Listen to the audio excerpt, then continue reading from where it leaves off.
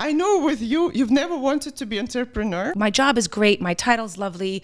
I'm making great money, but it doesn't matter what I do. A truly purpose-driven brand. I want to do this for children. Is it really that easy to meet millionaires who are ready to invest? You have to take a good, long look at yourself in the mirror. It's difficult to have partners. We're 50% of the population, so at some point, somebody has to sell to us, right?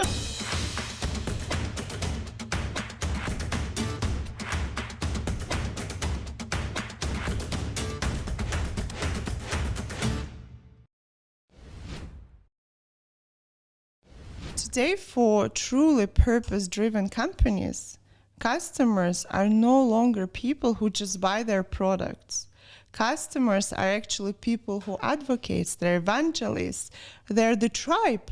They're people who believe in the idea, and they're people who have become part of the movement.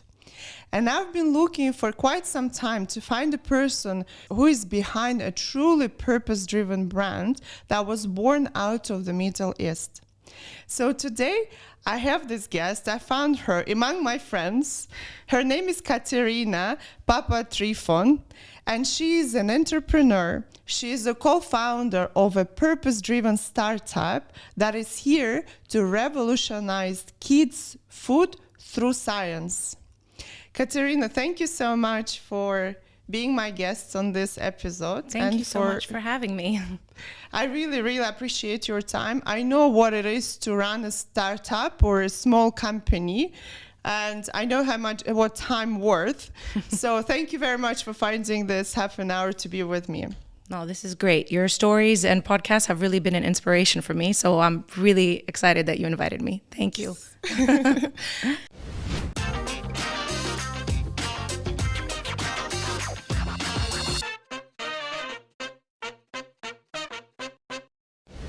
I want to start with this question. I know you probably also read a lot of business books, and that's what I do to find my answers that usually are not there but here and here. And usually when you read a business book by a leader, they always say, oh, I had this vision, I had this idea, and I turn it into this multi-billion, unicorn business. I know with you, you've never wanted to be entrepreneur. That's true. Right? You never wanted to leave corporate world. You felt safer there. How is this possible? Well, yeah, that's true. I didn't want to have my own business ever. And I think that just came from just being a commitment phobe. I felt like I had a lot more freedom working for a company where I could leave any day. I could resign, no strings attached, no salaries depended on me, nothing depended on me. But when I met my business partner, who actually had the idea of Sprout and we were starting to talk about it, it was the first time I did have an itch that I wanted to do something that mattered. And I kept repeating that for like a couple of years. I said, okay, my job is great. My title's lovely. I'm making great money, but it doesn't matter what I do. It just doesn't matter. It's too late to become a doctor, that's for sure. But I had this itch, where I was like, maybe I can go to a nonprofit, but there are just too many strings attached. When I met my business partner, though, it was clear that she just came to me with this idea and she said, listen, I want to make kids food. I want to make kids food based on data, based on science. We know what's healthy right now, not through the biggest, most influential blogger, not through, pediatricians who, mind you, doctors are not trained in nutrition at all. But we have science and we have data and we know how to minimize a lot of these diseases that are the top killers in the world. So I want to do this for children, like start slate, clean the palate.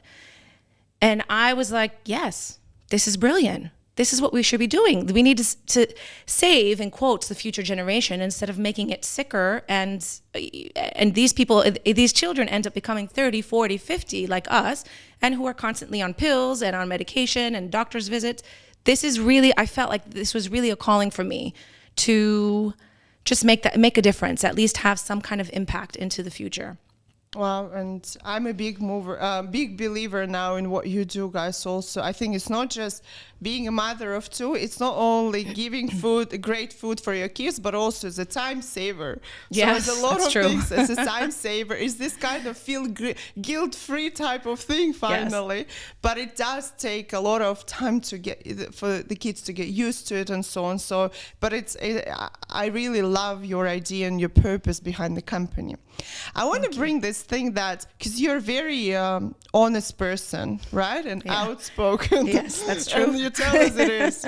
And you remember recently we were discussing this thing about ideas that we all, entrepreneurs, everyone is an entrepreneur now, which is great. It's good to be independent. And but we discussed this idea about a lot of people have ideas and then what, right? In your case, the business was not your idea. Yep. It was not. You got excited and took it forward, right? Yeah. So that whole thing is how important is to have an idea, or what is more important actually? Yeah. To act on it. Yeah. So it's interesting that you say that, because I have a lot of people who come to me and say, "Oh, you're a co-founder, so whose idea was it?" And I'm like, "Well, it was my business partner. She has a degree. She's a biochemist by education. She had this idea.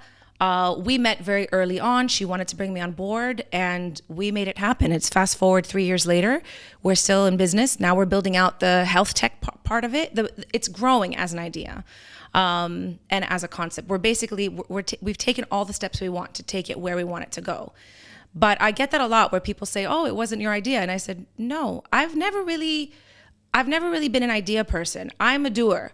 Like, if you give me anything to produce, I will get it done. No complaints, head down, I'll find a way, I'll get it down. I'm a hustler." Let's put it that way. So I didn't feel, and I feel a lot of people will tell me, "Oh, but I wish I had an idea so I could do something." An idea is really, that's it, it's an idea.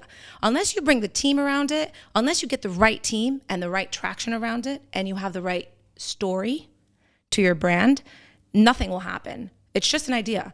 How many times do you hear people say, "Oh, that idea, Facebook, I thought of Facebook 5 years before it came out. I thought of Google 3 years before it came out." And I was like, yeah, okay, we all thought about it at some point, but it's irrelevant who thought about it, who actually made it happen, because that's where the work really comes into it. And today, honestly, I feel sometimes that's the young generation, they all want to be entrepreneur, great, only there to support. But I think that idea of, it's not just an idea, but it's also doing it. Yeah. That's I feel a lot of them are missing. Yeah. Now that I'm in the startup world, I've met a lot of serial entrepreneurs, they call themselves, which is great, because the only way you learn is from your mistakes. There's no other way to learn. You have to fall flat on your face so you can get back up. And I always tell my daughter this. I said, if you fall 7 times, how many times are you going to get up? And she's like, 8. Exactly. That means that you got it. And even when we say serial entrepreneurs, it's kind of the same thing.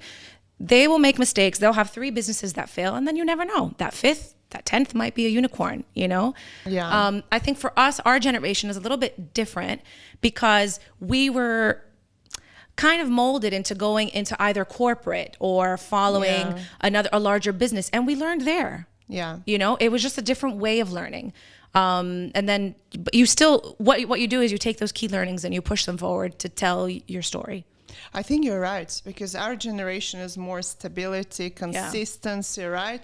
Guarantee, whereas now the new generation of entrepreneurs is risk takers. Yes. For us, it takes longer to take risks, or it takes time to really go for it. Yeah. Yeah. For sure. No, absolutely. I've noticed also, Dubai is becoming this hub for startups, and people are dreaming about raising money and having...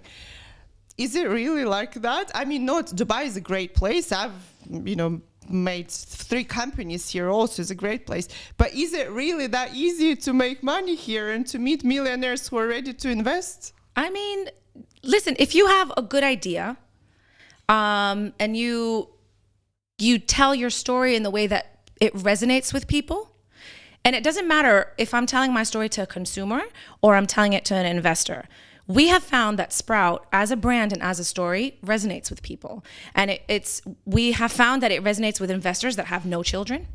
We have found that it resonates with a mother who just gave birth to a child. We have found that it resonates with 20-year-olds who just really genuinely care about health and wellness.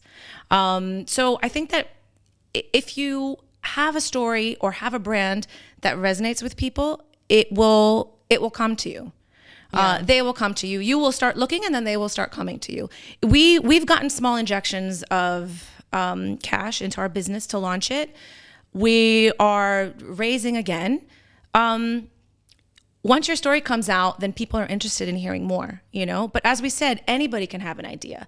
So at the end of the day, if somebody's going to come and invest in us, it's really going to be about Sprout as a team. Who are the people behind Sprout? What can they do? And why should they believe in us? So you have to pitch the brand and the story, and then you also have to pitch yourself, because at the end of the day, you're raising your hand and saying, this is the idea, and I'm the perfect person to do it. So what do you think what type of mindset do you need to have to be attractive for people, investors, stakeholders? What kind of thing you feel you need to have? Yeah. What has worked for us really well is that my business partner is a biochemist by education. She's a business consultant for PwC for years. She brings a very different set of skills to the table. My background is completely in marketing and technology.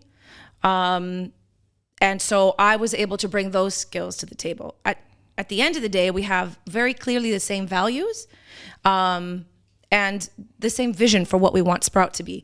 But we definitely have strengths that are the other person's weaknesses. We're very honest about what our strengths are and what our weaknesses are. But more so, we're honest and without an ego about where we want to be. We can clearly see the future for Sprout. And so it's about getting there. I think having a vision and seeing the future, that's a really important thing. And then being honest as partners in business. I think it's being honest as partners in all walks of life is important. But in business, really understand what your strengths are, right? Yeah. And what your weaknesses and what you need. I think that's important for the partnership. And it's difficult to have partners, right? Yeah, it is. It is. I think because a lot of time people have a hard time admitting their weaknesses. Yeah. But I think that the faster you admit your weaknesses, then as an entrepreneur, your first goal should be, I'm going to hire to build up on my weaknesses. I'm going to hire somebody who's really good at what I'm terrible at, so we can become solid. How did you know what your weaknesses are? It takes a while. I would say it takes I went through some business coaching. It takes you have to take a good, long look at yourself in the mirror and say, and admit what you're good at, right? Which is also, I think, especially for women, I think it's a lot harder to do because we feel like we have to be good at 100 things. So you have to admit what you're really good at, and then you also have to take a step back and say, these are the things that you might not be good at it because you hate doing it, right? And that's totally okay. But there's also things, or maybe you love it and you're still not great at it, but you have to admit it to yourself. I did go through some business coaching that really kind of helped me be okay with that. And because it took me a while to admit it to myself and then to be okay with it. And then you can really pump up your strengths. But once you figure out what your strengths are, I think then you're on fire. You surround yourself by the right team and you just push forward. Your daily routine, how is it different now when you're an entrepreneur compared to when you were in corporate? Well, yeah, now it just never turns off. Because usually we imagine sitting on the beach drinking cocktails and people are doing things for you. One day, Nina, that's the goal. But no, thing has changed. There's nothing as structured anymore. Like before, it was 9 to 5 or 9 to 6. You had your lunch break.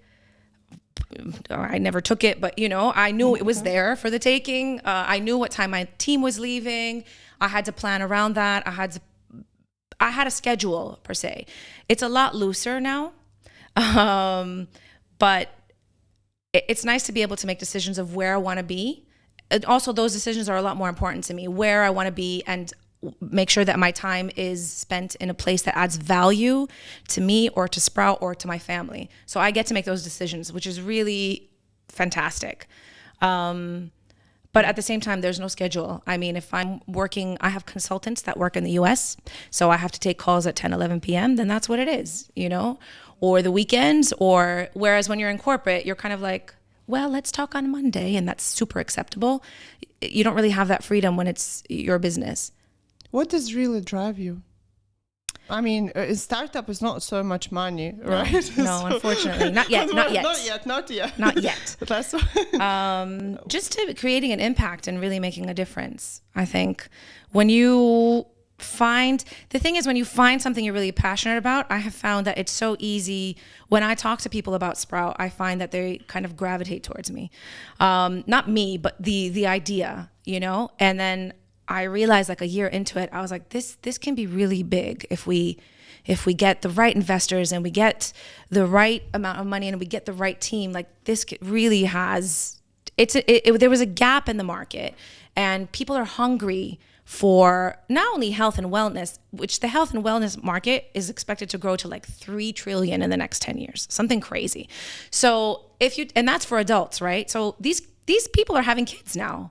So they're going to take care of their kids. They care about their mental health. They care about physical health, and especially nutrition.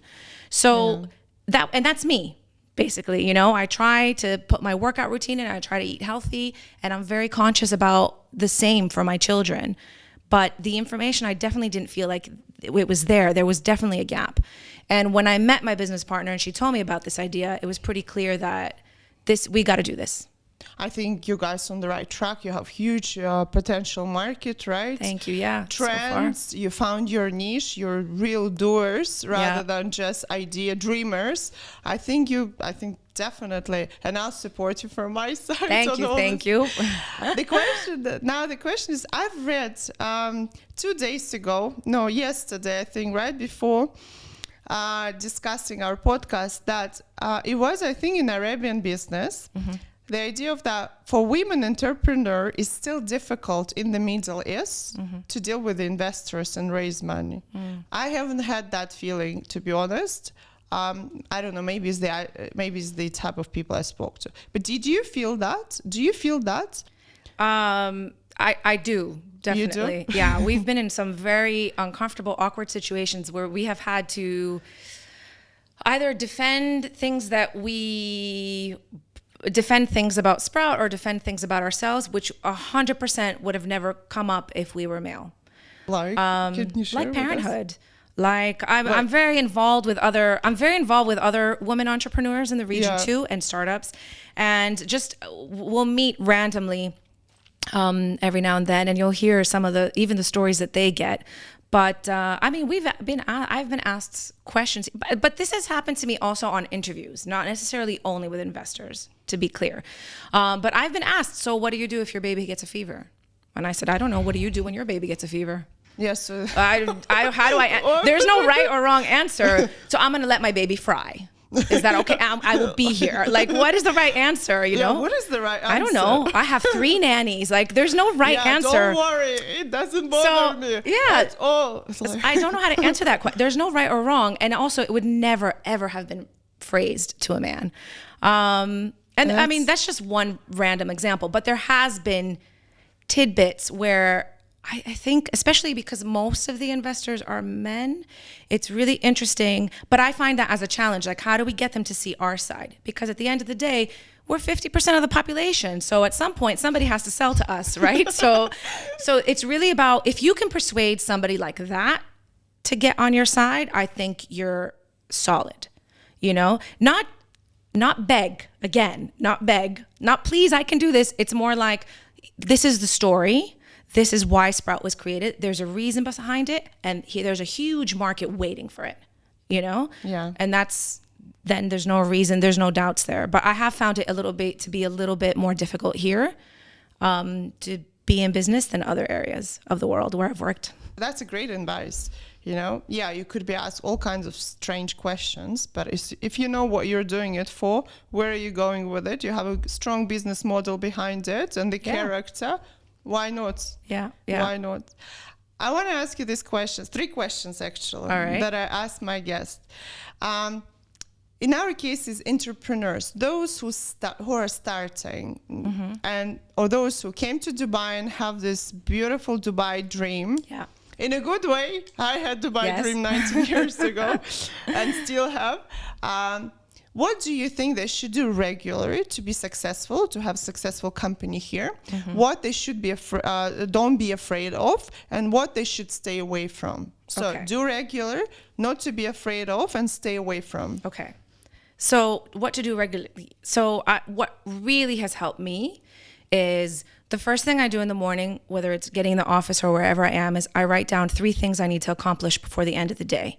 And they can be, I try to kind of mix them up, but I will not go to bed unless those 3 things are done. And it could be something really silly, like send an email to, I don't know, Nina, because I've been saying I'm going to do it for 2 weeks and I haven't done it. So it will end up on that list. I try to be pragmatic with it, but I just say, if you do these 3 things, then at least you'll have gotten something significant off your plate or something you've really procrastinated off your plate. So that's, or maybe there's a project that's kind of been lingering and pending for a while. And I'm like, that's it. Today you're going to finish it. You're not going to bed without it. Yeah. That's really kind of helped me just like frame my work day. And then also makes me understand how much I can take on that day or not. So I try and be pragmatic about it. That's some kind of business coaching tool, I feel. No, I don't know. It helped me. I heard about it somewhere. I don't know where. Oh, it's great. I heard about it somewhere, and then I said, I'm going to try this, and it really helped me. It also gives me the impression that I accomplished something, because it's so easy for your day to go by, and you're like, what did I do today? I haven't stopped, and what did I do? So at least if I have those 3 things, it kind of makes me feel better about my day and that I've gotten something off my plate.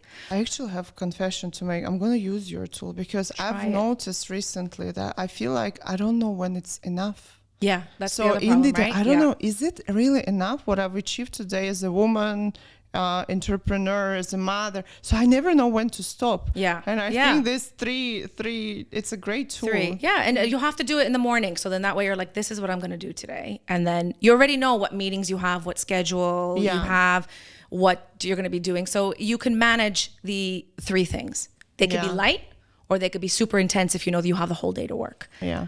So that's kind of helped me. I don't remember where I picked it up, but I did. That, and the second thing actually is meditate. I wasn't a big believer in meditation, but it's so hard for emotions to just take a toll on you when you're exhausted and there's just so much to do.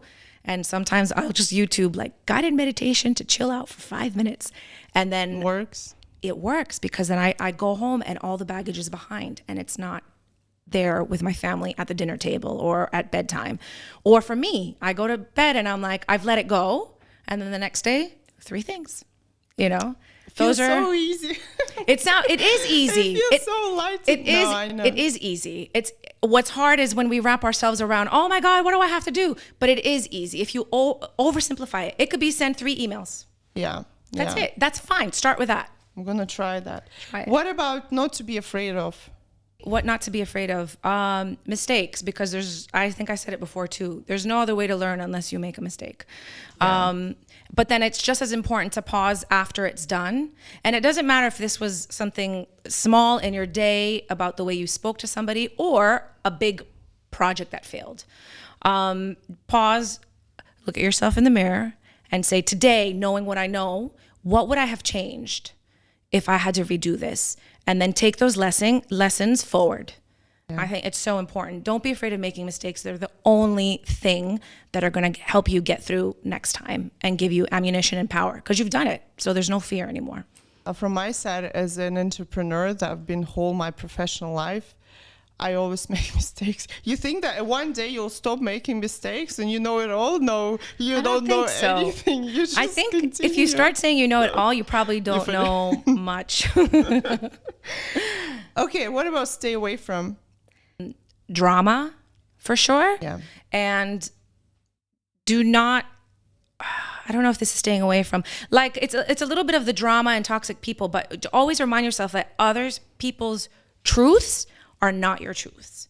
So if somebody comes to you and they say, the market is terrible right now. No one's buying, no one's that. That's their truth. That's what they're living in their everydayness. And that's fine for them. Walk away from it and meditate. Let it go. Let it sit where it needs to be. That is not your truth. That's not your business truth. And you need to take what you have and push it forward. We're in different places at different times. We each have a very different story to tell. So I would say, stay away from the drama. I have to say that this is something that I went through in the last, I think during COVID time and so on. It is drama, and it's not only your drama, and stay away from it. I cannot agree more with this. Thank you so much, Katerina. I really enjoyed it today. What a great, honest. Thank you for your honesty. No worries. Thank you for having me. As you are, and I love it. Thank you, Nina. It was wonderful being here. Yeah, thanks a lot. Good? Yeah. I love it. Well, good if you're good. Thank you. God, you're so... And then I'll make a big table of all the guests. The ladies. And then I'll have a clap. And then I have a vision.